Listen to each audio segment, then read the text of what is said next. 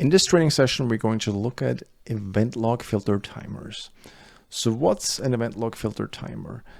A timer is something that essentially gets attached to an event that's being matched by a filter. And you define how long this timer lasts.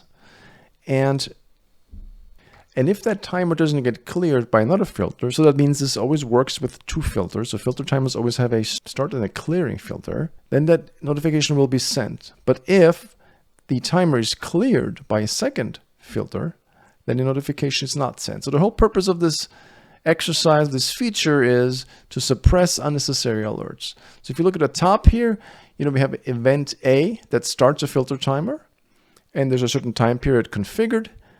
And if event B clears a timer before the timer expires, nothing happens. In the other example, we have event A, again, starting a filter timer, same time period, but no clearing filter occurs. So at the end of the time period, an event is logged to the event log saying, okay, well, this filter, timer has expired. It wasn't cleared. So you know that you may have to take action. If the event is cleared after the time period is expired, then there are multiple options available. If there is an action configured for that clearing filter, then a notification will be triggered. Otherwise, nothing will happen. So what's the purpose? Where would you use this? So the main idea, the main application for this would be, for example, a service being stopped for a short period of time, or a host being offline for a short period of time, where you say, you know what, I don't want to get notified if my server is down for 30 seconds, if my firewall is down for 30 seconds, or if a specific service is just stopped for a short period of time. So you can define that. You can say, okay, I'm going to create a timer filter. If that service is stopped for less than 30 seconds, but comes back online, then I don't care. I don't even want to know about it. So in busy environments where things like that happen, that can be very helpful in suppressing alerts. But let's go to the management console and actually configure something like this. And we're going to do something a little different. What we're going to do is we're going to create a timer filter based on launching calculator, and we want to know if the calculator process is running for more than 30 seconds. Because for some reason, we decided we don't want that to happen. We don't want calculator to run anywhere for longer than 30 seconds. So the first thing I'm going to do is I'm going to add a new action for a desktop notification so we can see this in action. And I'm just going to call this desktop. You can test this. Shows up here. And we're going to create a new package and call it filter timer test. I'm going to assign it to the local computer here only. And we already have a similar filter in place that I'm going to actually utilize for this. Back then we were configuring an override. We're not going to use that this time, but I'm going to copy this filter and paste it here.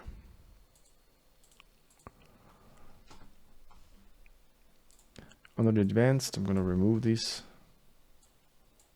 options here. So now, of course, we need a filter that clears a timer. So when calculator exits, so we're going to make a copy of this filter here. Call it calculator exit.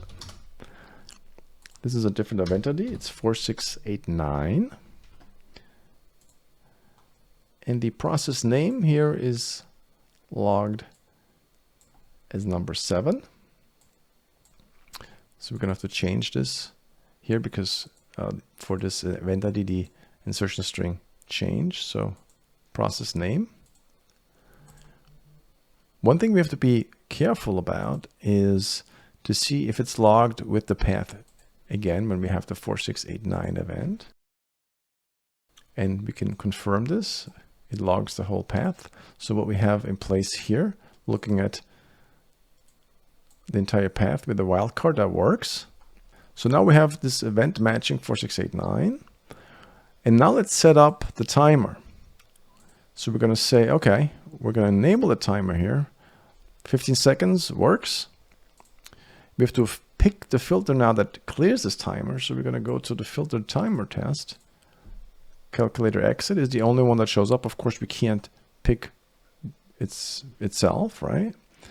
But now we have to connect those two filters.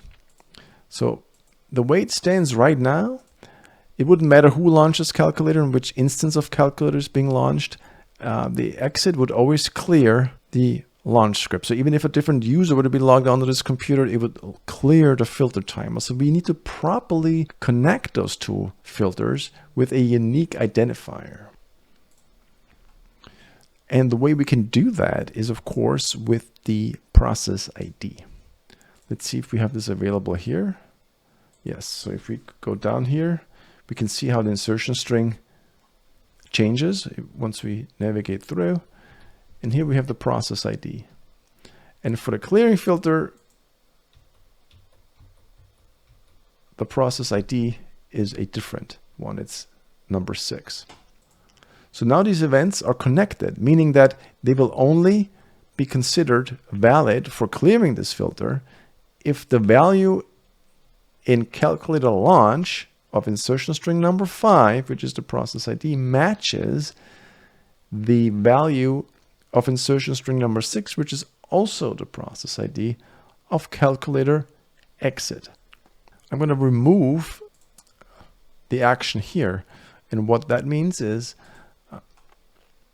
so we will only get a notification. Of course, we need to change this here. We need to pick desktop.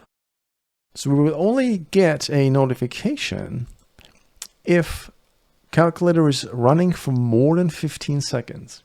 If we close it, we will not get a notification.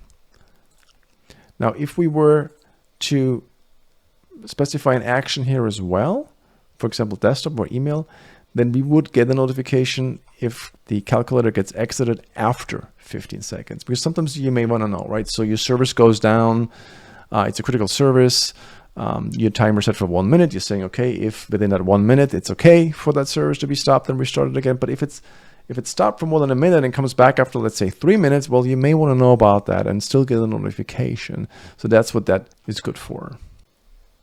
Now, there is one minor detail that I overlooked, and that's one of the reasons why I generally recommend not to use the event category. So this is still set to process creation. So a 4689 event will have a different category. So this would not match.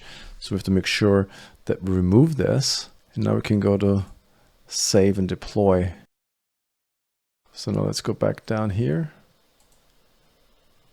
And we have a 1035 event immediately here. So that's perfect. Now let's go to a website that shows us the current time. So we have a 15-second timer. We're going to launch calculator right now. We're going to wait.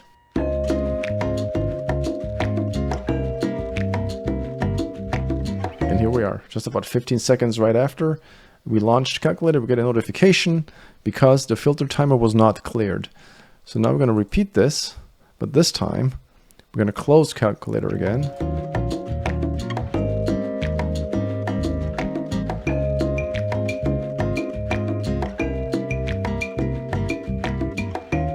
And I let this run a little bit longer just to ensure that it's not a delayed notification of some sort.